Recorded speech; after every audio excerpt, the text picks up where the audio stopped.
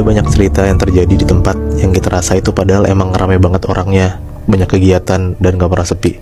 Tapi ternyata di salah satu tempat itu, di panti asuhan, ada banyak banget cerita-cerita mistis di dalamnya. Panti asuhan ini ada di daerah Bekasi, Nat. Sampai saat ini panti asuhannya tuh masih beroperasi, masih banyak juga anak-anak yang tinggal di sana. Tapi ternyata banyak banget anak-anak atau pengurus panti asuhan itu ngerasa kalau misalnya mereka tuh di sana diganggu sama makhluk halus penunggu panti asuhan itu. Sampai-sampai banyak banget yang katanya digangguin tuh sampai brutal dan parah banget itu lebih Nat di sana. Dan di tahun 2021 ada beberapa anak-anak yang diganggu sama penunggu pantinya. Gue akan ceritain 3 cerita yang emang asal dari anak-anak yang tinggal di sana. Anak pertama namanya Rio. Dia umur 10 tahun. Berarti ya sekitar kelas 4 atau 5 SD lah waktu itu. Dia itu sekamar sama beberapa temennya. Kira-kira satu kamar hampir 4 orang lah. Sekitar jam 11 malam, semua orang-orang panti asuhan tuh udah pada tidur. Dan emang seharusnya jam segitu emang anak-anak udah harus tidur, harus masuk ke kamarnya. Dan kalau ada suara gaduh berisik kayak gitu, pasti penjaga panti tuh langsung keluar dan nyuruh anak-anak buat tidur lagi gitu. Sampai kadang-kadang penjaga pantinya pun emang suka ngecekin kamar anak-anaknya satu-satu buat ngecekin udah tidur apa belum gitu. Nah si Rio ini jam 11 malam udah mau tidur. Jadi posisinya tuh kayak dia udah liar-liar gitu lah, udah ngantuk tapi nyawanya belum hilang 100% gitu loh. Jadi kalau ada suara-suara ya pasti dia masih dengar. Nah ini dia dengar dari luar kamarnya ternyata ada beberapa anak-anak yang masih belum ada tidur. Karena emang si Rio ini anaknya suka main, jadi pas dia dengar ada anak-anak di luar yang masih main, dia tuh jadi bangun juga dan pengen ikutan main gitu loh. Pas dia lihat teman-teman kamarnya ternyata udah pada tidur. Berarti di sini nih bukan teman-teman kamarnya dia yang lagi main. Akhirnya dia ngintip pelan-pelan dari pintu kamarnya, ternyata kosong. Dan pas dia lihat dari jendela kamarnya, dia ngelihat ada 3 anak-anak gitu cowok lagi main di depan parkiran. Tapi di sana Rio ngelihat di parkiran depan panti asuhan itu emang cuman anak-anak itu doang, bertiga itu doang, nggak ada yang lain. Karena kesempatan juga dia ngeliat nggak ada orang lain, ya akhirnya dia keluar kamar pelan-pelan buat nyamperin 3 anak itu. Pas Rio samperin anak-anak itu, Rio tuh rada bingung karena dia tuh nggak pernah ngeliat Nat ada anak-anak itu selama Rio tuh tinggal di panti ini. Tapi Rio mikir kayak ya mungkin mereka anak baru, terus belum tahu aturan kalau misalnya malam-malam itu nggak boleh keluar kamar. Akhirnya ya mereka bertiga tetap main seru-seruan aja gitu. Ditambah juga mereka tuh baik-baik banget Nat ngajakin Rio main. Jadi makanya Rio seneng lah, pengen ikutan main juga.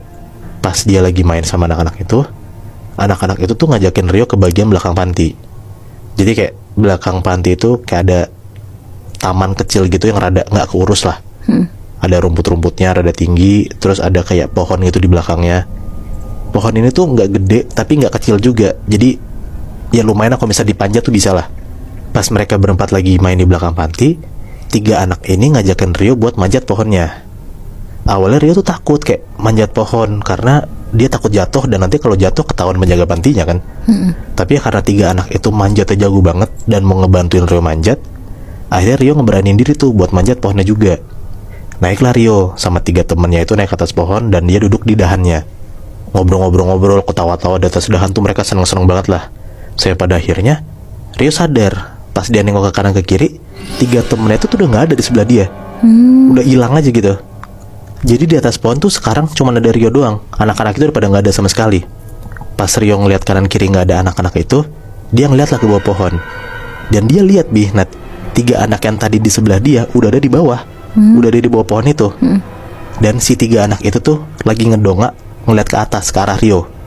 Tapi muka anak ini ternyata tuh hancur banget Nat. Ada yang matanya cuma 1, ada yang matanya bolong, ada yang nggak ada mulutnya sama sekali. Di situ tuh akhirnya Rio sadar yang ngajakin Rio main itu bukan anak beneran gitu loh. Mereka adalah penunggu panti itu. Di situ tuh Rio langsung teriak-teriak ketakutan dan akhirnya pengurus-pengurus panti langsung keluar lah. Mereka bangun terus ngebantuin Rio buat turun dan akhirnya dia dibawa ke kamar lagi dan disuruh tidur lagi lah akhirnya. Dan sekarang ada anak kedua. Dia cewek Nat, sekitar kelas 1 SMP, namanya Hana. Kejadian yang dialamin Hana ini pun juga lagi-lagi malam-malam, hampir tengah malam juga. Jadi pas Hana lagi tidur, Hana ngerasa kayak dia tidur tuh gak nyenyak gitu, suka kebangun-bangun mulu di malam itu. Kan katanya kalau misalnya orang lagi tidur tengah malam kebangun, tandanya kan lagi diliatin sama makhluk halus kan. Nah si Hana tuh ngerasa tidur dia nggak nyenyak ya karena ada sesuatu itu. Sampai akhirnya dia ngeliat jam dan ternyata udah jam 12 malam. Hana bangun dari kasurnya buat tenangin dirinya sambil baca doa. Hana tuh duduk di kasurnya.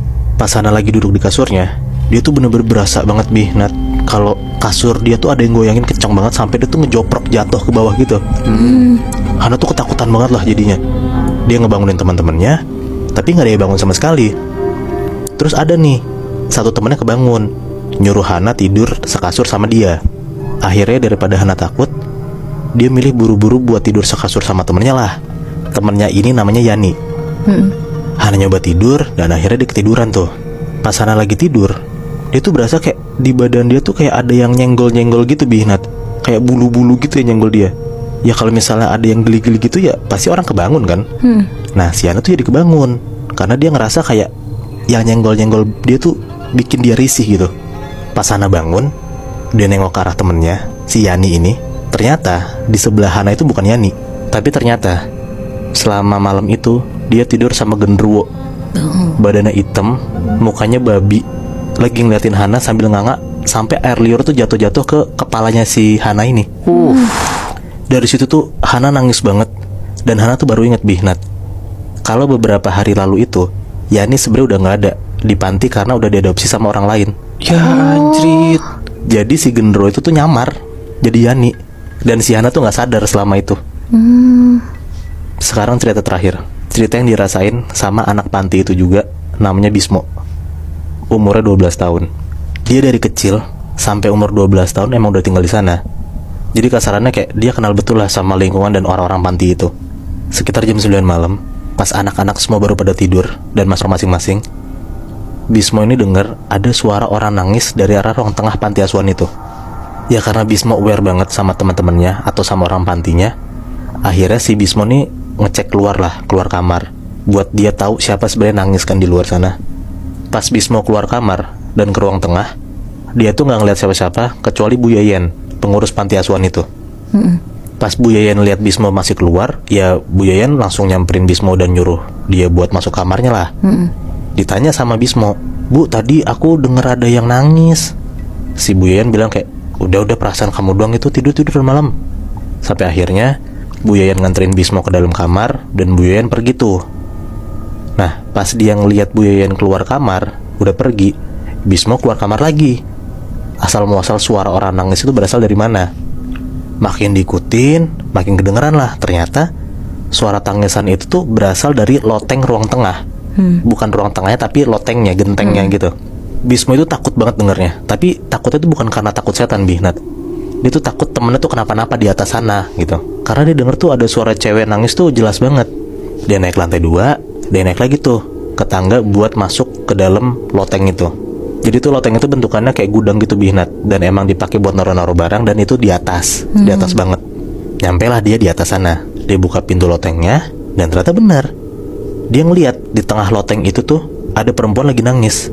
Dia makin ngelihat jelas cewek ini dan dia tuh nggak kenalin cewek ini siapa, karena dia yakin banget cewek ini nih bukan orang panti itu. Karena kan dia udah lama tinggal di situ kan. Iya harusnya dia kenal gitu. Iya, dia ngeliat ada cewek kayak gitu, si Bismo takut banget lah. Akhirnya dia sadar kalau misalnya kayaknya cewek ini tuh makhluk halus gitu, penunggu panti itu. Dia mundur pelan-pelan buat kabur. Dia mau tutup pintunya, tapi ternyata pas dia baru mundur 1-2 langkah, Bismo tuh ngerasa badannya tuh ketarik ke dalam Nat. Pas dia masuk ke dalam, pintu lotengnya tiba-tiba ketutup. Brak. Anjrit. Dia coba buka-buka pintu tuh nggak bisa kebuka sama sekali. Kayak kekunci gitu di dalam. Bismo ini teriak kencang banget. Dia nangis-nangis minta tolong, tapi nggak ada satu orang pun yang datang buat bantuin Bismo. Bismo cuma bisa ngelihat cewek ini tuh pelan-pelan jalan ke arah Bismo sambil nangis. Tapi si muka cewek ini tuh ketutupan rambut, nggak kelihatan sama sekali. Sampai makin lama cewek ini ngedeketin ke arah Bismo. Dan pas banget di depan Bismo, cewek ini ngomong, "Kamu di sini aja ya." Cewek ini pakai baju putih panjang gitu. Bismo tuh cuman teriak-teriak bilang nggak mau karena cewek ini. Sampai akhirnya cewek ini tuh megang tangan Bismo. Dia genggam tangan Bismo kenceng banget dan ngebawa Bismo ke tengah lotengnya itu. Pas cewek ini balikin badan, Bismo tuh lihat punggung cewek itu bolong Nat. Di dalam badan cewek ini tuh kayak banyak belatungnya, udah hancur gitu organnya. Dan selama itu pun juga Bismo cuma bisa nangis aja, dia nggak bisa ngapa-ngapain. Dia digandeng sama nih cewek